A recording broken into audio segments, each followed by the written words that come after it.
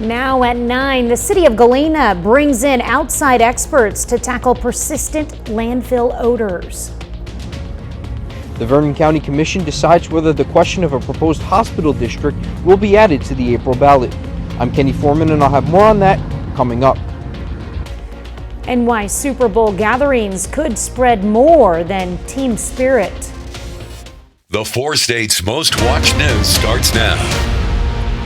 Galena city leaders are bringing in outside experts and testing new solutions to tackle a persistent odor problem. This is KOAM News. I'm Tanya Bonk. For more than a year, the smell of rotten eggs has drifted from the city's landfill.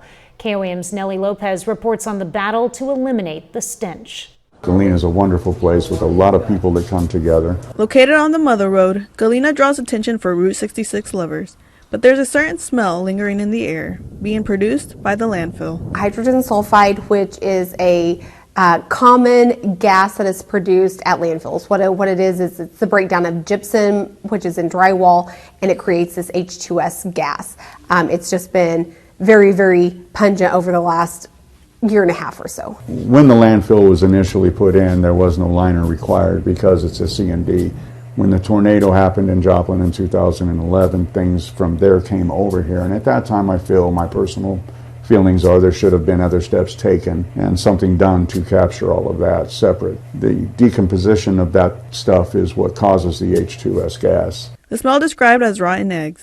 The city has a plan to move forward. We had topsoil brought in, combined with some odor. It's called Odorex chemical, which is there to use. It breaks down compounds, and then eventually also get compost. Find some compost and bring that in with the carbon, and that's supposed to help work all together scientifically to help reduce the gas. Also using an outside firm to help identify a solution. We are in talks with a third party, an outside, unbiased, no connection third party environmental firm to come in and help kind of review and see what they think, if we're taking the right steps, give kind of their recommendations. So that's at the very, very early stages of that. They will also bring in air monitoring devices to test the air 24/7. Hopefully we can get a better idea of exactly where it's coming from on the landfill, where it needs to go to be more aggressive with solving the problem. And I think that we are very much in that movement right now to solve the problem. In Galena, Nellie Lopez, KOAM News. City officials and residents hope to find a permanent solution for the odor issue.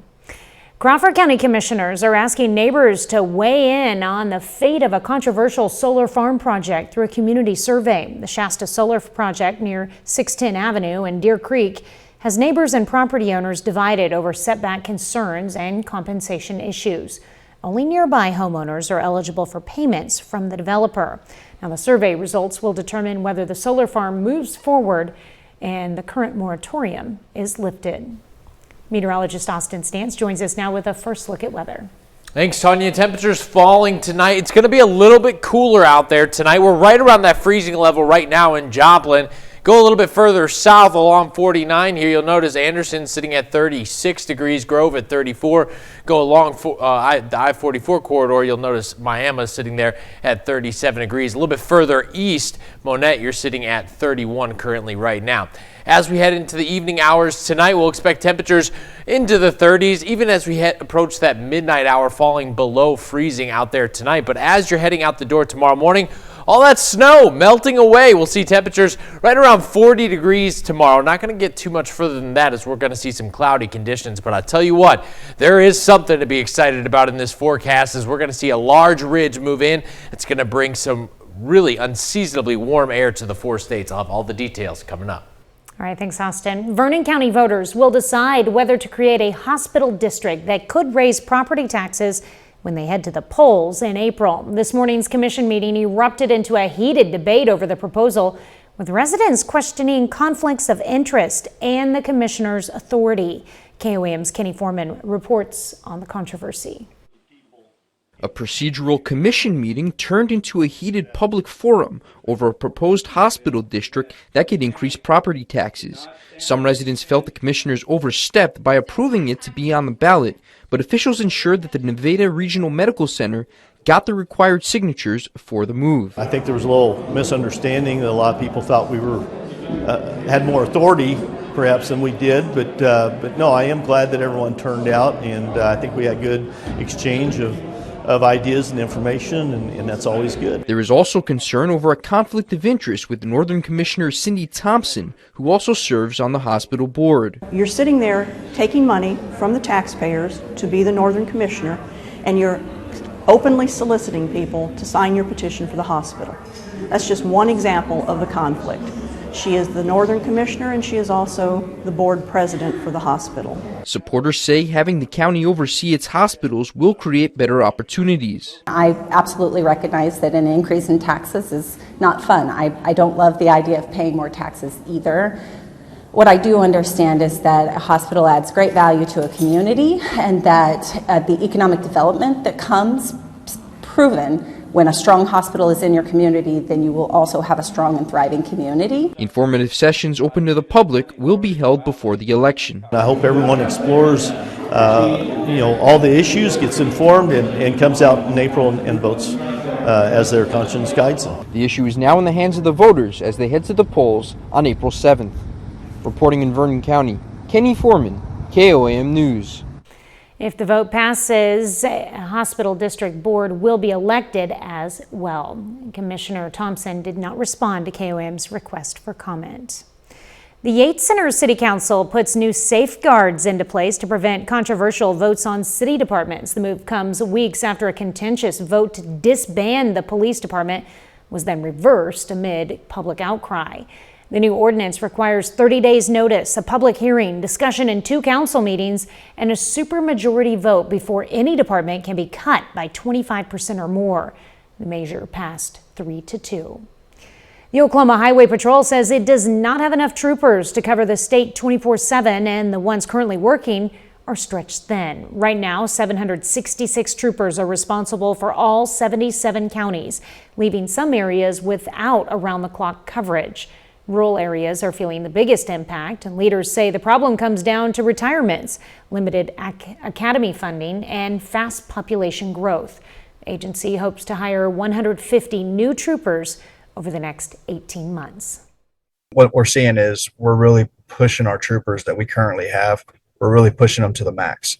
These guys are on call for numerous counties multiple times a night, so they really don't have that off-duty life. Lieutenant Southall says full staffing is the only long-term fix and warns the shortage could create safety risks. The 76 Trooper Academy is accepting applications through March 31st. Well, coming up, is war with Iran a possibility? Tension in the Middle East is escalating after Iran threatened a U.S. warship and merchant vessel. I'm Rebecca Castor with whether a diplomatic solution is still on the table, coming up.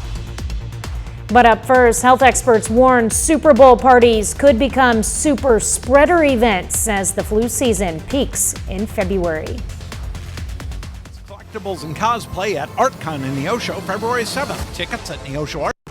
Excitement for Super Bowl 60 is growing, but while referees might be throwing yellow flags on game day, health experts are waving red ones, citing how a Super Bowl party could spiral into a super spreader event for the flu and other illnesses. Fox News' Gary Baumgarten takes a closer look at how to minimize the risk and stay healthy while cheering on your favorite team.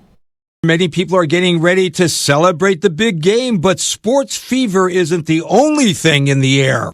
February is certainly still a time to be vigilant in preventing flu infection. According to CDC data, over the past 40 years, February is actually the most common peak month that we see. And medical professionals say crowded watch parties can become breeding grounds for germs if sports fans show up sick. Typically, there's a lack of airflow. There's not as many open windows and doors due to cooler temperatures. In these situations, when even one person is sick, it can dramatically increase the risk of transmission. In fact, we start to see that these events, sometimes known as super spreaders, can result in large amounts of people becoming infected. Getting a flu shot is helpful, but according to the CDC, it usually takes about 2 weeks after being vaccinated for the antibodies to develop in the body. So if you haven't gotten a shot yet, health experts say proper hand washing may ward off germs. Hand washing alone can reduce the risk of respiratory infections by up to 20%. But if you've recently been feeling sick or think you're coming down with something, you may want to consider not going to a watch party. You should remain home until your symptoms are improving and you have been fever-free without the use of medication for greater than 24 hours. During the course of illness, typically days 3 through 5 are when most patients are most contagious. Meanwhile, Super Bowl party hosts can help get their homes in tip-top shape by disinfecting frequently touched surfaces and having good ventilation throughout their space. Gary Baumgarten, Fox News. Well, new research shows the drug semaglutide may reduce the risk of heart failure for people with type 2 diabetes. A study published in JAMA looked at nearly 10,000 participants. Patients had a lower risk of heart failure if they were taking oral semaglutide compared with patients taking a placebo. Heart failure is a common complication of diabetes. Most Americans with high blood pressure are not doing enough to address it. A study published in JAMA found 2/3 of adults with uncontrolled blood pressure were not taking medication to treat it. Researchers say most people can control their blood pressure with medication and lifestyle changes, which would substantially reduce the risk for cardiovascular disease and dementia. And women who receive the HPV vaccine may not need as many screenings for cervical cancer. The current recommendations for screenings every 5 years, but a study in Norway found the younger a woman received the HPV vaccine, the fewer screenings they needed. Women vaccinated before age 25 only need cancer screenings every 15 to 25 years. The vaccine reduces the risk of HPV-related cancers by up to 99%. Austin is next with a complete look at your forecast. And later, NASA delays its historic moon mission after fuel leaks forced the space agency to push back the Artemis II launch. Here's your Skywatch weather forecast from the trusted Roper Kia Weather Center. Well, now that the sun has set, temperatures are getting a bit cooler out there, but there is some good news on the way. But we have to get through a bit of a cooler, cloudier Wednesday. A lot of that being set up by the stationary front here. We're seeing that cloud cover just kind of expanding across a widespread area right now. You see a few showers developing between there as well. Can't rule out a sprinkle or two tonight, but I am expecting that most of those showers going to stay along the I-35 corridor off to our west, but can't rule out just a brief sprinkle or two tonight, maybe even a few flurries out there as temperatures head below freezing tonight. Here we are at 10 o'clock, right around that freezing level. Heading into the overnight hours, we start dropping below freezing in some areas there. Cloud cover expanding across a larger portion of the region as we head towards the early morning hours of our Wednesday. You notice temperatures there falling into the 20s. Overnight tonight, 26 degrees. That puts us right around near normal for this time of the year. Now, heading into tomorrow, here's that you notice some of those snow showers staying off to our west, but like I said, expecting them to kind of ride along that I-35 corridor. Now, winds are out of the north, so temperatures starting a bit cooler, even by 8 a.m. here, still in the 20s, so probably opt for that hot coffee tomorrow morning. But as we head into the lunch hour, nearing 40 degrees, that's really where we're going to top out for the day. It's right around 40 degrees for most of us there. Some cloud cover through a large portion of the day, but those clouds will begin to scatter out as we head into the evening hours, which is going to set up a little bit of a better Thursday for us. But for tomorrow, 41 degrees, overcast skies, a bit cooler out there tomorrow. Heading into Thursday, a ridge begins to push in and a lot of warm air begins to fill that ridge, and that is great news for us. And what happens there is that the pressure rises and we actually see the atmosphere rise here, which forces the jet stream further north, which then changes our flow, and all that warm air is filling in that area of the ridge. Well, all that cooler air is now coming out of Canada, headed down towards the upper Midwest and the Northeast. Now, take a look here. Over the next 6 to 10 days, a large portion of the United States, especially central United States, expected to be above average there. So if you are looking to get that car wash, well, I'll tell you what, Thursday, Friday, Saturday, all looking good. Wednesday's a little bit cooler, so you might want to hold off there. Heading into Thursday, check this out. We're going to see temperatures into the 50s, sunny skies, and into the 60s for your Friday. Gosh, that looks good out there. So I know it's hard to believe after such cold temperatures that we've seen that we're going to be in the 60s and for an extended period of time. Look at that, even into the weekend. Shower chances begin arriving Sunday night into Monday, but temperatures really don't fall that far.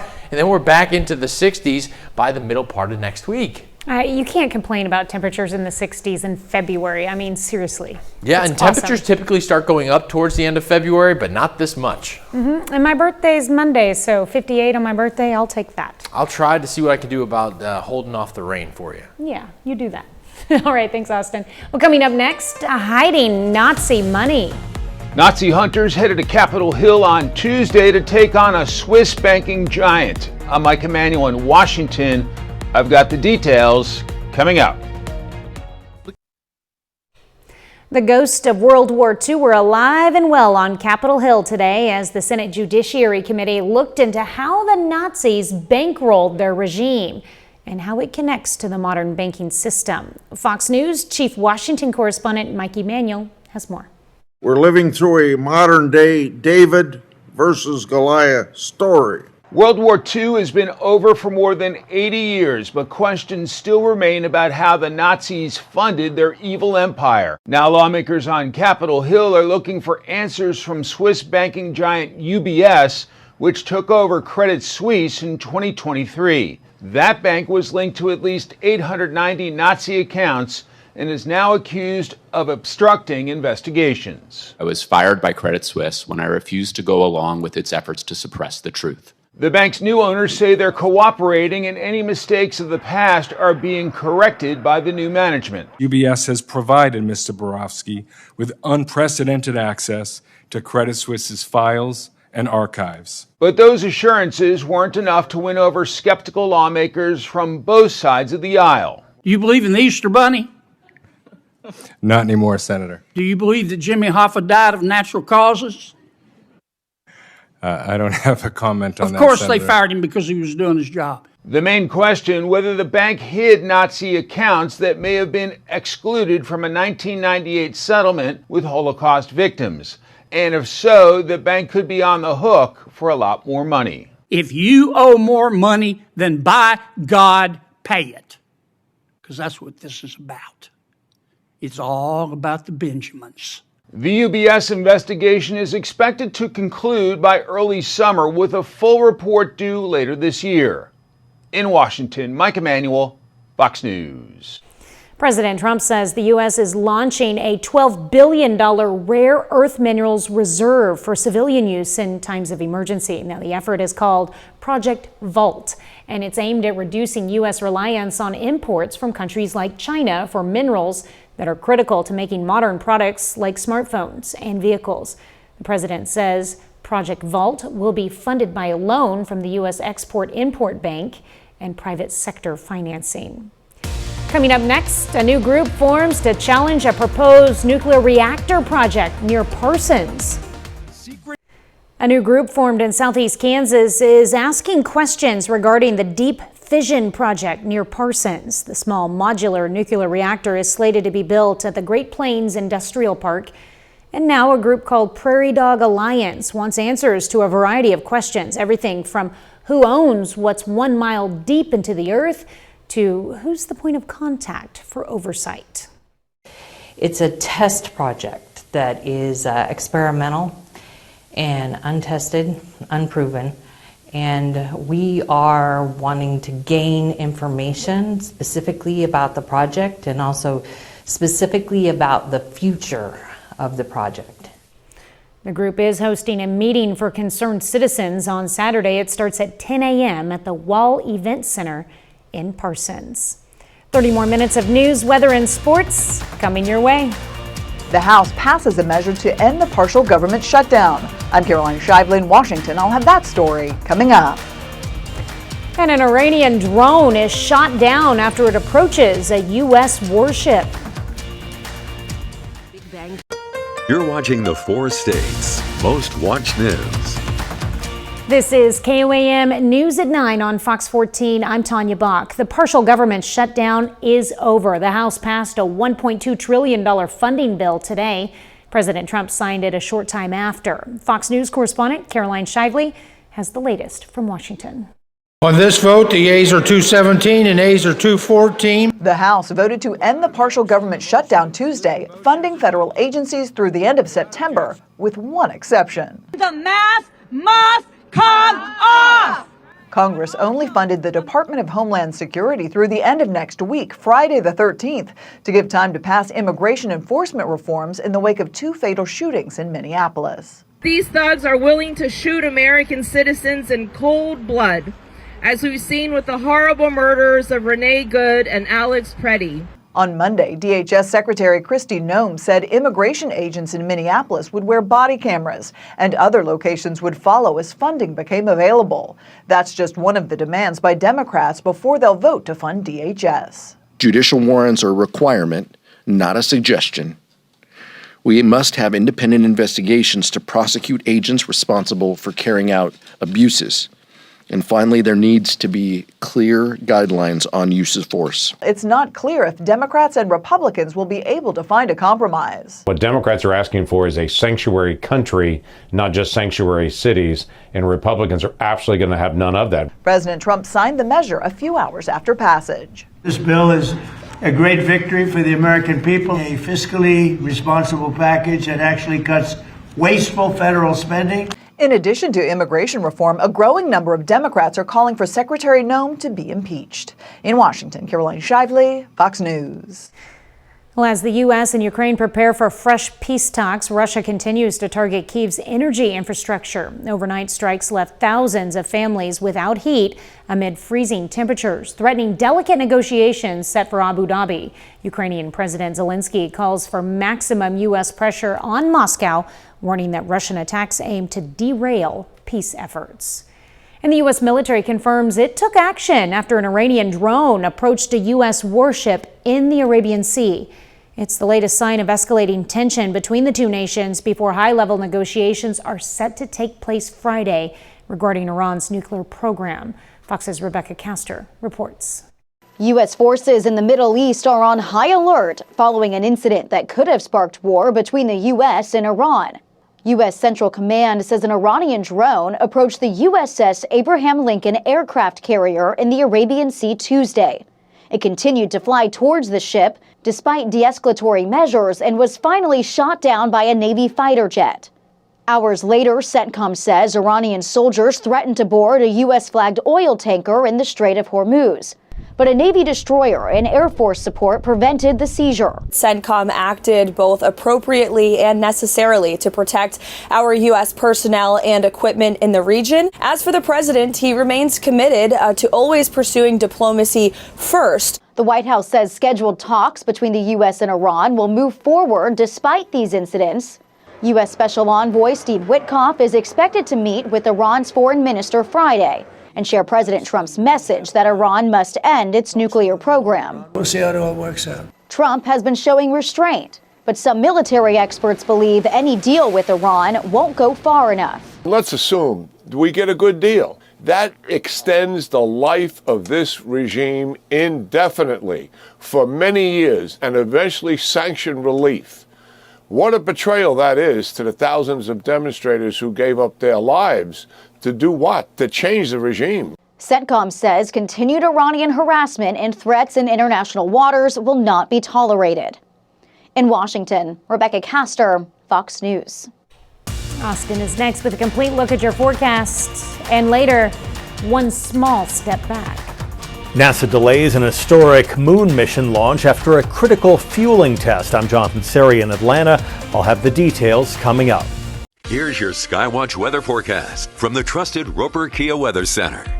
A bit cooler today than yesterday, but we rebound well into Thursday and Friday. We'll talk about that in just a second. But some extensive cloud cover beginning to move in, and even a few showers developing in that region as well. Now, I am anticipating that most of those showers going to stay off to our west this evening. Most of us going to remain dry tonight, but cloud cover will definitely increase across the entire region heading into tomorrow, becoming more overcast as we get ready to head into our Wednesday. Here, take notice temperatures as we head around the midnight hour, right around that freezing level into the 20s as we head into the early morning hours of our Wednesday. 26 degrees overnight tonight. That puts us right about average for where we're supposed to be for this time of year. Good news is just a few more days and temperatures actually start ticking back up for our averages as we start heading into the middle portion of February. Now, taking a look Wednesday here, 6 a.m. Temperatures a little bit colder, so probably going to want to opt for the hot coffee tomorrow morning. You're heading out the door. But notice extensive cloud cover across the area. That's kind of going to be the name of the game for your Wednesday. Just a little bit kind of dreary out there, overcast skies. The potential of a brief snow shower early in the morning. Those dissipate though once temperatures are back above freezing. A few areas could see a break in the cloud cover or two, maybe get just a little bit of sunshine out there, but temperatures really holding around 40 degrees. Notice our winds directly out of the north. That's primarily what's keeping us cool.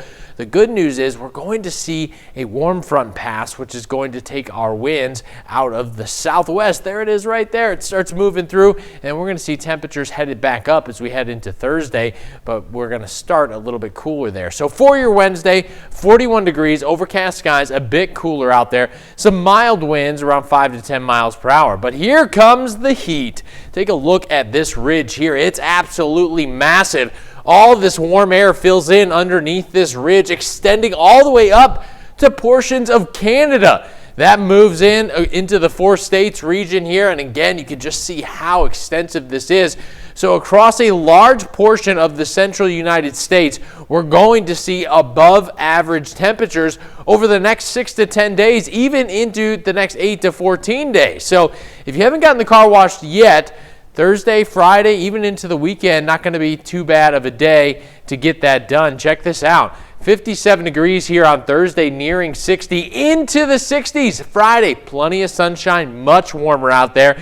Sunny and warm on Saturday as well, 60s continuing. Sunday, 62 degrees. Heading into Monday, a few showers begin to develop here. Keeping an eye on this system because it could be a large system that's moving slowly, or it could be a couple of different systems that bring us batches of rainfall. So either way, we need the rain. We're still in a drought right now, but before the rain, we get to take advantage of a beautiful weekend. Yeah, for sure. I mean, you can't beat a weekend with temperatures in the 60s. It'll be nice. Absolutely. All right. Well, Joplin First Presbyterian Church holds a First Tuesday luncheon to raise money for local charities. The church tells KOAM they do this because they're called to be good neighbors to the community. Now, the menu is a spaghetti lunch with a slice of cake. First Presbyterian Church has done this lunch for us a lot of times, and it's just they are one of many organizations that help us. It's very important. We could not make it without the community support from agencies like First Presbyterian Church. Now, these lunches are also a way for people to give back to the community without having to give up a lot of time. Still ahead, the Galena Bulldogs host the Girard Trojans in a basketball doubleheader. Highlights from those matchups coming up. Plus, it's day 2 of the Mercy Warrior Classic in Joplin. We take a look at a couple of those games as well in sports. It's day 2 of the 43rd annual Mercy Warrior Classic at McCallie Catholic. The girls' bracket tipped off on Monday with the boys' bracket opening play this evening. Starting it off with the hosting Warriors taking on Golden City. Late first half, Eagles in control with a big lead. Caleb Hughes swings it to Spencer Perrell, and he pulls up from 3 off the dribble, draining the 3 to extend the lead. Final seconds of the half, and Jamison Menadu cutting the passing lane and deflecting the pass, taking off in transition for the easy lay-in right before the buzzer. Third quarter, though, the Warriors would battle back, moving the ball around to Will Mall now, who drives and gets his layup to go over the defender and off the glass.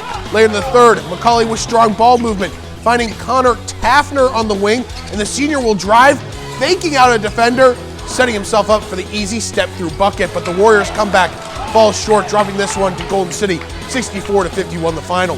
The New Heights Cougars taking the floor for a battle against Lighthouse Christian. First quarter Chargers with the inbound, and Ben Schumacher intercepts the pass, going on the run in transition, finding Cannon Miller for the layup. But Lighthouse has an immediate response. This pass is deflected and ends up in the hands of Oren Stinson, who spins and scores the bucket. It's the Cougars' turn to respond now. This quick ball movement will find a cutting Schumacher with the senior kissing it off the glass for the basket. Let's move to the second quarter. New Heights leading and looking for more. It's Adam Stanton driving. He'll kick it to his man wide open, Broderick Burns, who drains the three. We don't have a final score from this one, but it was 16-11 in the second quarter. In Galena, the Bulldogs welcoming Girard in for a doubleheader. Second quarter, Trojans leading it, and the defense is making plays. Kenny Keller steals his pass, taking it the other way and connecting with Carson O'Rand for the easy bucket. Galena would fight back though. Mackenzie Newhall's in a pass, swinging the rock to an open Riley Meyer in the corner, and the junior cashes this three to cut the deficit. But Girard would keep up the pressure, patiently running their offense to set up O'Rand in the corner, who splashes a triple of her own, and the lead is up to 17. And O'Rand wasn't done there, dishing it over to Maddie Coaster on the next possession, who gives it right back to Rand, who fires from deep again, drilling another tray as the Trojans pick up the road win, defeating Galena 52-32. Bulldogs boys squad eyeing a fifth straight win in the nightcap against the Trojans. Early first quarter, Perrin Stevens fires from deep but can't hit, following his shot and getting the rebound, dishing it to Jackson Smith for the easy deuce. Girard strikes first.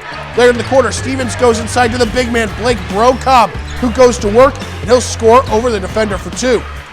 Trojans offense rolling in the early going, working the ball around to Brocobb in the corner, who drives to the paint and drains his fadeaway to extend the Girard lead. Second quarter action now, Galena strikes back. This quick ball movement, it'll space out the floor. Swade Dixon finds a cutting Isaiah Farfan for the lay-in, but the Trojans complete the sweep with a 55-26 win over the Bulldogs. The 15th ranked Pitt State Gorillas are coming off a rivalry win over Missouri Southern on Monday. And for one-star freshman, she etched her name into the history books. Center Casey McCumber has become a vital piece for the Gorillas in her first season with the program. In Monday's win over the Lions, McCumber finished with 10 points and 15 rebounds, setting a freshman record with her sixth double-double on the year. In PSU's last 5 games, McCumber has 4 double-doubles, averaging over 13 points and 12 rebounds per contest. The Gorillas star freshman leads the MIAA in rebounding. She's making a compelling case for the conference Freshman of the Year award. Great to see some young players filling in. I know Pitt State's still without Macy Mays as she's still working back from her ACL injury. And some freshmen last night had 3 starting in their win. That, it's definitely going to help them earn this Freshman of the Year thing too. Yeah, they're going to get a couple players that are up for the award. I think McCumber might be the one that ends up taking it. She's been really good, averaging a double-double in just conference play alone. She's been dominant. Do you know when they make the decision for that award? It's usually closer to the end of the year. It's after the regular season, after the postseason tournament. So right around when the national tournament starts is when we'll get the awards. They got a few more weeks. Yep, a few more weeks to show their stuff. Yep, exactly. All right, thanks, Ryan. We're back with more news after this. NASA completed a critical fuel test for its Artemis II mission, but fuel leaks and communication problems are forcing the space agency to target a new date for the historic moon launch. Fox News senior correspondent Jonathan Suri reports. The excitement is just really building. You can feel it in the air. NASA is delaying the launch of its Artemis II mission, the first crewed flight to orbit the moon in more than 50 years. The decision comes after a wet dress rehearsal, which simulates a full countdown. NASA officials say liquid hydrogen fuel leaks, audio communication issues among ground teams, and cold weather led them to push the launch to early March. We saw the leak get up around our limit, and we did a stop flow revert, and when we did that, we saw, of course, the leak came down. The 10-day mission will be the first flight for NASA's massive Space Launch System and Orion spacecraft, with astronauts on board. It will fly around the far side of the moon, testing the rocket and spacecraft ahead of future Artemis missions that will land humans on the lunar South Pole for the first time. Last month, the crew talked about the potential risks with the trip. With my kids, I told them, here's where the will is, here's where the trust documents are. The astronauts have been able to leave their pre-flight quarantine in Houston, which they will resume closer to launch. The evening of March 6 will be their first opportunity for liftoff. We rely on the data that we collect through these exercises, and it's that data that leads us and sets the pace. NASA says teams will assess data from the rehearsal and conduct additional testing before committing to a firm launch date. In Atlanta, Jonathan Siri, Fox News. Up next, both Stranger Things and Michael Jackson projects drop this spring. A pop icon's life story gets the spotlight, and a hit comedy scores another season. Fox's Ashley Dvorkin has the latest in today's Hollywood Nation. Hey. Return to Hawkins. Michael Jackson's legacy center stage, and Hamnet heads home in the Hollywood Nation. Is it true? The Oscar-nominated film Hamnet is now available on digital. The tale stars Golden Globe winner Jessie Buckley as Agnes Shakespeare and Paul Mescal as William Shakespeare, exploring the loss of their son and events which may have inspired Hamlet. The digital release includes new bonus features and audio commentary. It's available on 4K Ultra HD, Blu-ray, and DVD March 3rd. Life is better than it's been for a while. Jon Hamm is sticking around the neighborhood. Apple TV renewed Your Friends and Neighbors for a third season, months ahead of its season 2 debut on April 3rd. Hamm executive produces and stars as Andrew Coop Cooper, a suburban dad whose secret life as a thief is now spiraling even further out of control when a new neighbor threatens to expose everything. Something from the upside down. Netflix is taking viewers back to Hawkins. The streamer revealed the first teaser and set an April 23rd premiere for Stranger Things Tales from 85, an animated spin-off series in the fan-favorite universe. Set during the winter of 1985, the story follows 11 Mike, Will, Dustin, Lucas, and Max facing a new threat which begins to surface beneath the town. You're beautiful. You're the greatest of all time. Michael Jackson's story is heading to the big screen. Lionsgate released the official trailer for Michael, the upcoming biopic about the life and legacy of the late pop icon. The film stars the singer's nephew, Jafar Jackson, portraying his uncle in his feature film debut, following his rise to fame starting with the Jackson 5. It arrives in theaters and IMAX April 24th. In Hollywood, Ashley Dvorkin, Fox News. And that's our time for tonight. Thank you for joining us. We're going to leave you with video of Charlotte the tarantula at the Brookfield Zoo in Chicago, picking the Seahawks to win this year's Super Bowl. Have a great night and an even better tomorrow.